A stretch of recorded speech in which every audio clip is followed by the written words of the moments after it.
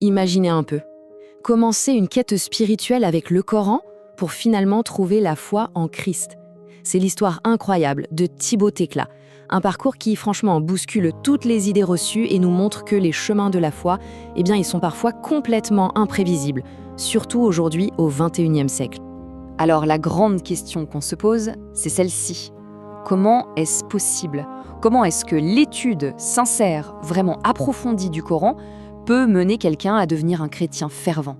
C'est ça le paradoxe incroyable au cœur de cette histoire, et c'est ce qu'on va décortiquer ensemble. Allez, on rembobine, on est en 2009, et c'est là que notre histoire commence, avec Thibaut Thécla, un jeune homme comme beaucoup d'autres, qui fait face à un monde, disons, qui ne tient pas vraiment ses promesses. Thibaut, à ce moment-là, c'est un peu l'archétype de sa génération, la génération Y. Il a 23 ans, son master de droit en poche, mais voilà, la crise économique est passée par là, et il est au chômage. Résultat, il est complètement désenchanté. Il cherche un sens à tout ça, peut-être même sans le savoir. Et c'est là qu'une personne clé entre en scène, son amie, Léa Firdaus. C'est elle qui va être l'étincelle. Et chez elle, il y a un truc qui interpelle tout de suite Thibaut. Elle est lumineuse, atypique, elle dégage une joie de vivre assez spéciale. Et puis un jour, alors qu'ils sont devant la médiathèque de Melon, elle lui dit « J'ai quelque chose pour toi ». Elle fouille dans son sac et elle lui tend un livre, un exemplaire du Coran. Un geste qui peut paraître anodin, un simple cadeau, mais qui va être, sans qu'il s'en doute, le tout début d'une aventure spirituelle hors du commun. Alors cette rencontre avec le livre, ça devient vite une vraie exploration. Thibaut, il ne prend pas ça du tout à la légère. Il va vraiment s'y plonger corps et âme dans l'étude de l'islam. Mais attention, le chemin va être semé d'embûches intellectuelles et spirituelles. Au début, il est complètement happé. Il y a des choses qui le touchent profondément. La beauté poétique de certains versets, comme le fameux verset de l'Olivier. L'histoire de Mahomet, ce côté révolutionnaire, un homme seul qui se dresse contre le polythéisme de son époque, ça le fascine. Il va même ressentir une empathie très forte pour la solitude du prophète, surtout pendant ce qu'on appelle l'année du chagrin. Mais très vite, il tombe sur des os, des blocages, des points qui pour lui ne passent tout simplement pas. D'abord, le Coran qui nie la mort de Jésus sur la croix.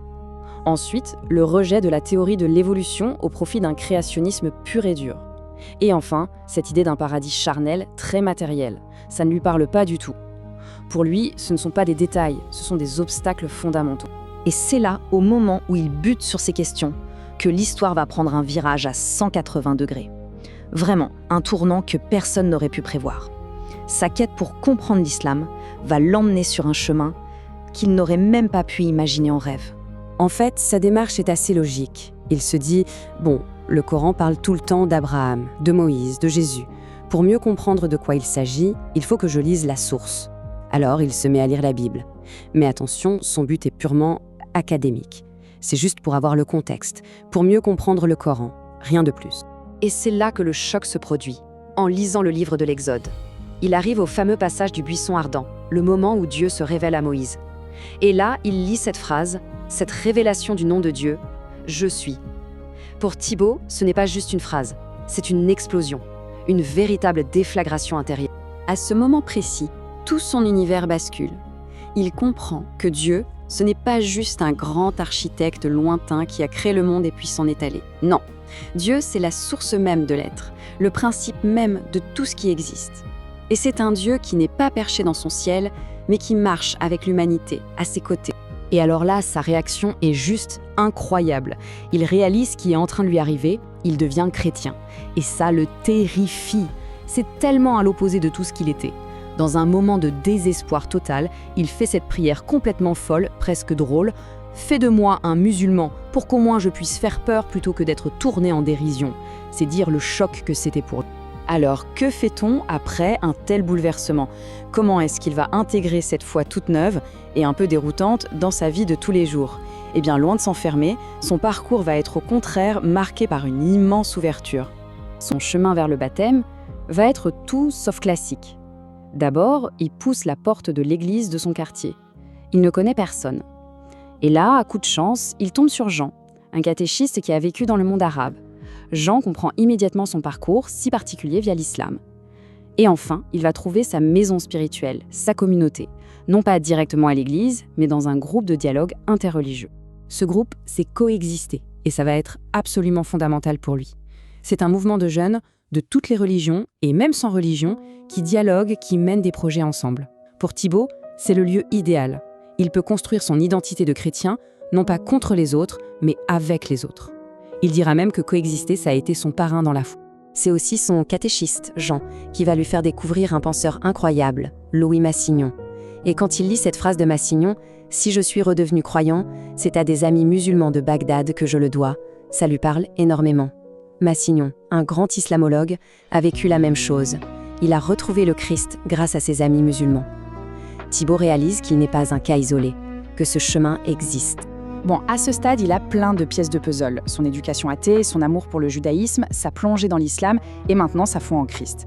La question c'est comment assembler tout ça? Comment donner un sens à ce parcours si éclaté?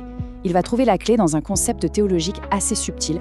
Ce concept, c'est la foi du centurion, ce soldat romain dans l'Évangile. Souvent on dit que sa foi était plus grande que celle d'Israël. Mais il y a une autre interprétation que Thibaut va adopter. La foi du centurion, ce n'est pas d'être mieux qu'Israël, c'est d'avoir une foi profonde dans le mystère d'Israël. Il comprend que le salut passe par ce peuple élu. Et c'est ça que Jésus trouve admirable. Et pour Thibaut, cette lecture, ça change tout. Ça devient le fil rouge qui connecte tous les points de son histoire. Son philosémitisme, son amour pour le peuple juif, le fait qu'il ait trouvé Dieu dans l'Ancien Testament, et sa foi en Christ.